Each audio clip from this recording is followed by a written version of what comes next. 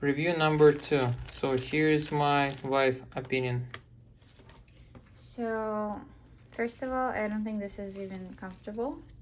Like, really, you know, if you're putting money, you should open like all the way. Also, they said this is old leather, but it's not really. Like, it feels really not like leather at all. But it's so smooth, no? It doesn't even smell like smooth. It's not even smooth at all. It's like, it feels like plastic. My Tiffany? Yeah, my Tiffany one is so soft. Like, you can actually feel this material is so much softer.